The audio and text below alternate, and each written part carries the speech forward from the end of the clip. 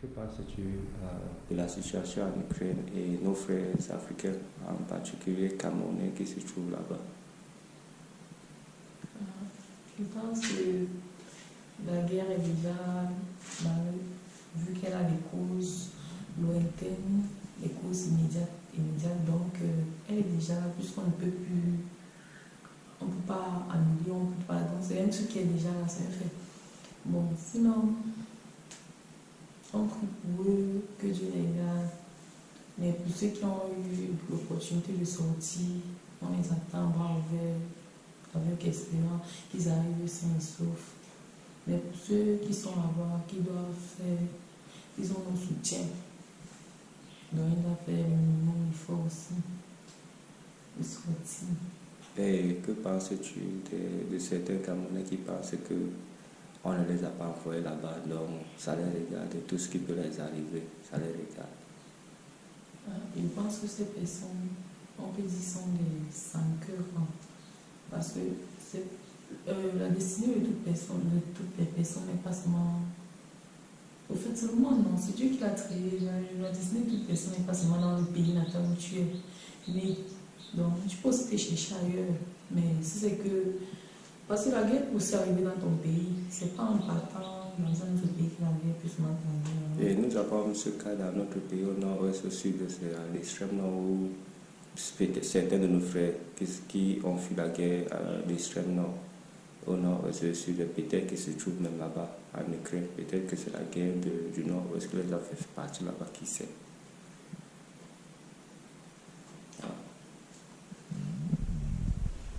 Et je pense que même ceux qui sont venus ici au Cameroun vont vous dire que ceux-là font quoi au nord-ouest et au sud-ouest, c'est pas ça? Exactement. Bon, c'est bon. Et qu'est-ce qui pousse certains Camerounais à penser de cette manière? Parce que je constate que les Camerounais ont...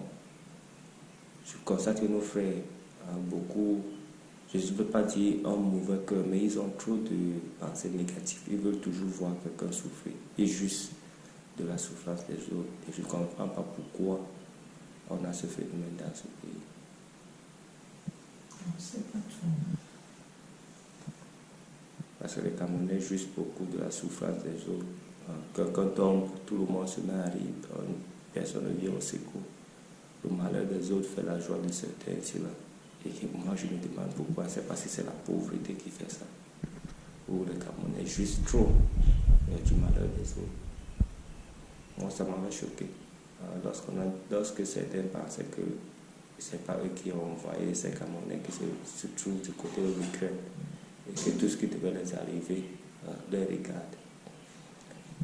Moi, ça m'a vraiment choqué de penser qu'il y a certains de nos frères et sœurs qui pensaient ainsi. C'est la mentalité. On dirait qu'ils ont la mentalité. Moi, ça m'avait quand même étonné.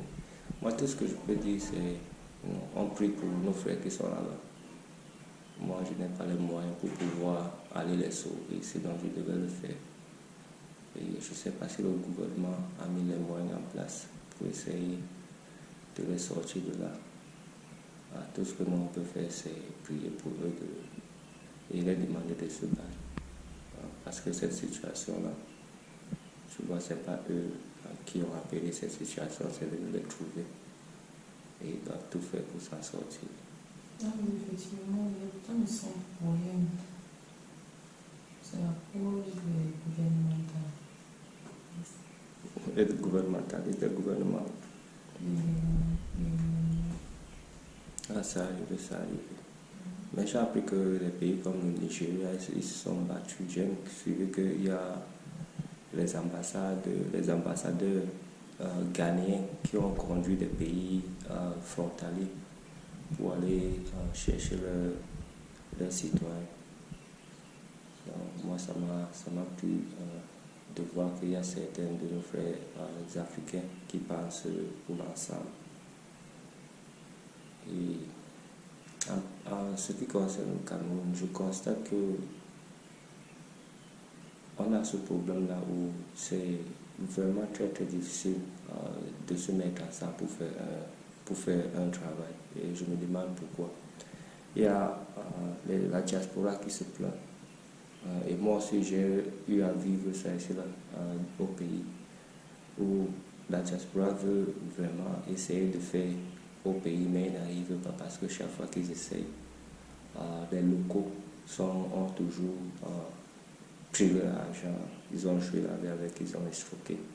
Et moi, je me demande toujours pourquoi. Pourquoi est-ce que le Camerounais déteste son pays jusqu'au niveau où, quand ses frères vont à l'étranger et envoient de l'argent pour bâtir, ils pensent que jouer la vie avec, et ça, c'est comme ça. Ça n'avance pas. Moi, je me demande toujours pourquoi est-ce que nous sommes comme ça.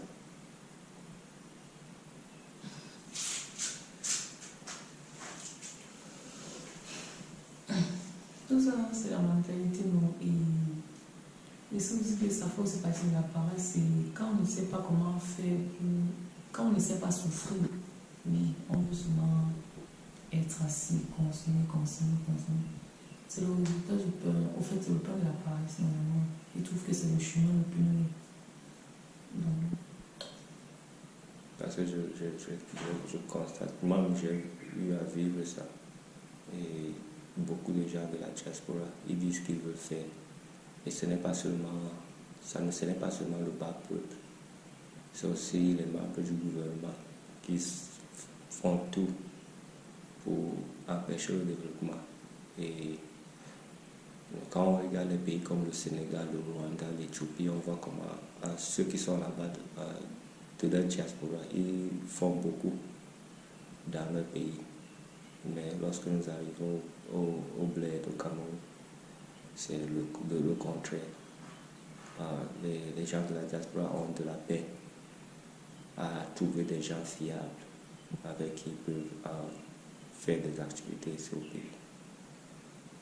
Et moi, je ne comprends pas ça. Peut-être toi, tu enseignes mieux que moi.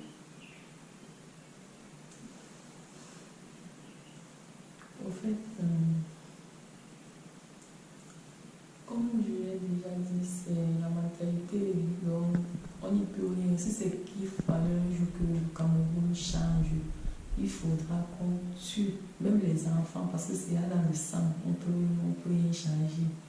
Oui, on tue, on ravage, on brûle tout même d'abord. Maintenant, on va faire un peu comme une nouvelle terre.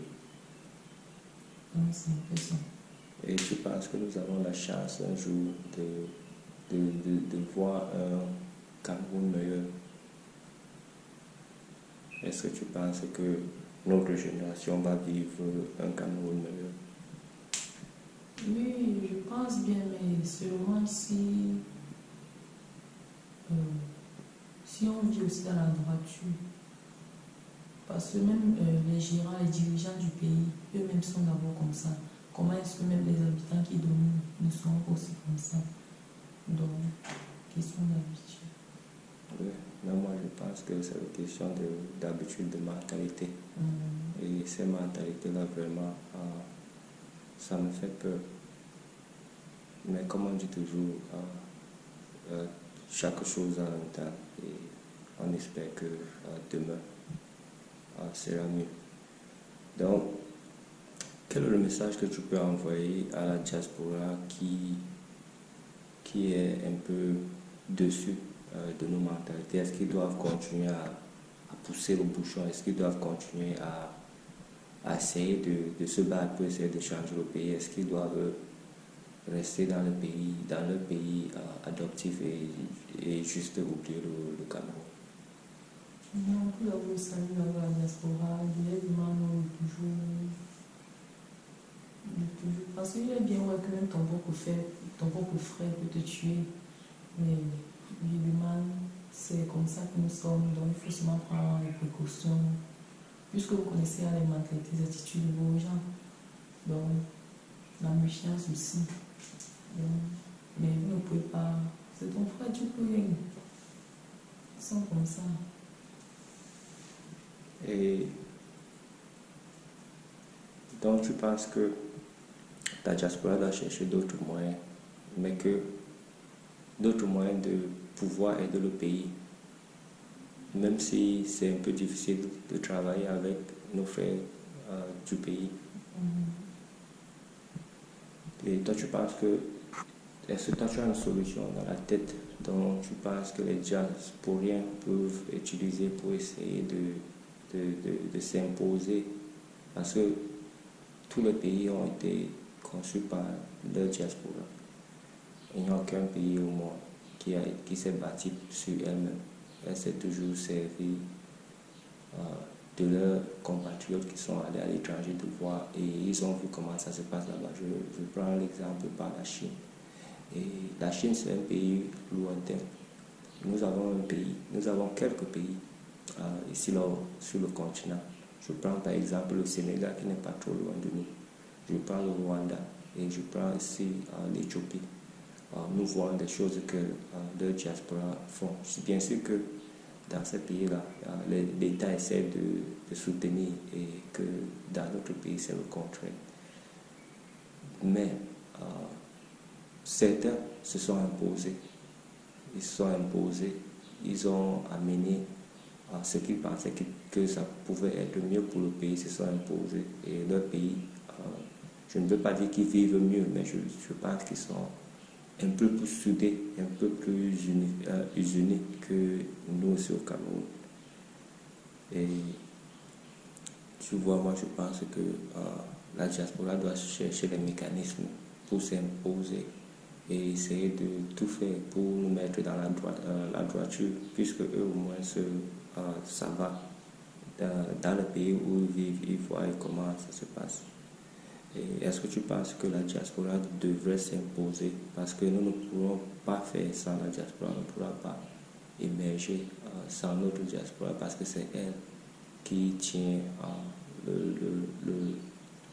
c'est elle qui tient le feu. Et ce feu-là que nous avons besoin pour essayer de bâtir notre nation. Est-ce que tu penses que la diaspora devrait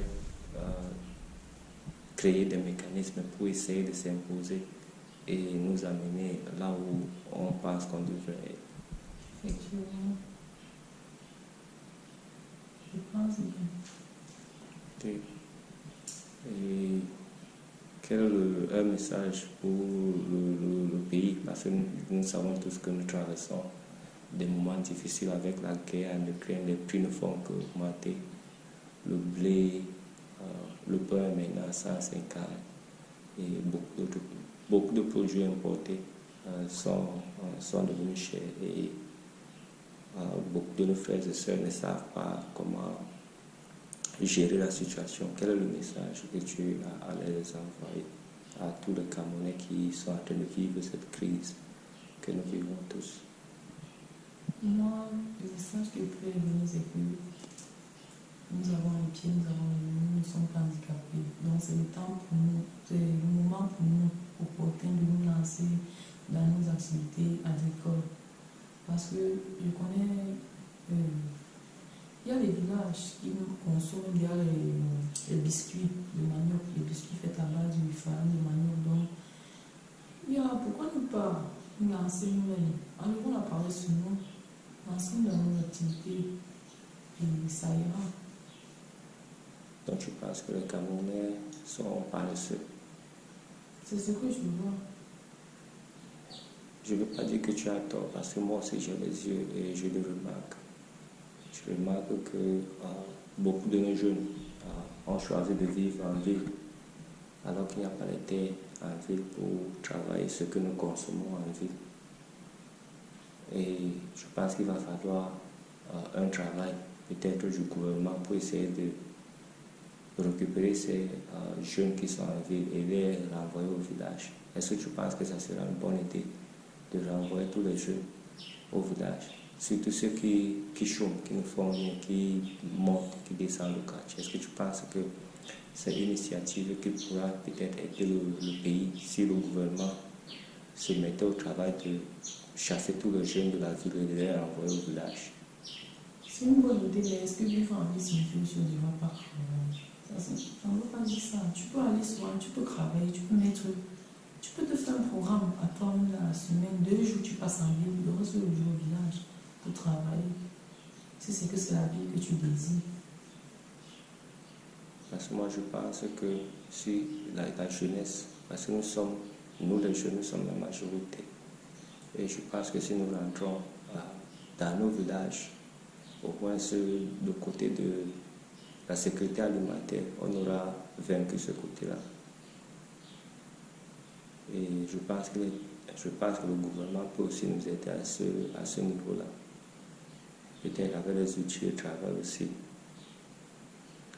Donc, un dernier message pour le Cameroun, un dernier message de soutien, de support à cette crise-là que nous traversons tous, qui est en train de ravager tout le monde entier. Chers frères, chers papas, chers parents camerounais, nous ensemble, nous ne serons plus paresseux, car le travail ne tue pas. Le travail, c'est la clé d'un trésor. Donc, ne faisons pas comme si même les blancs travaillent, parce que vous avez tout tendance à dire que vous êtes des blancs, vous faites comme des blancs. Ils ne vous trompent pas à la télé, ne regardez pas les télénovelas. Là-bas, ce sont les films. Vous êtes là, nous sommes les blancs, nous sommes les blancs, nous sommes les blancs. Et vous ne travaillez pas. Donc, ensemble, nous travaillons. Nous avons des bonnes ressources naturelles, je crois. Et maintenant, là où nous sommes, tu es suivi par beaucoup de personnes au Cameroun, dans le monde. Qu'est-ce que ça te fait de parler à cette audience qui se trouve un peu partout dans le monde?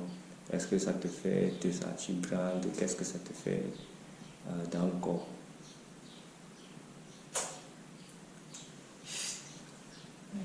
Parce que tu es un superstar. On te voit partout maintenant. Ça me fait plaisir.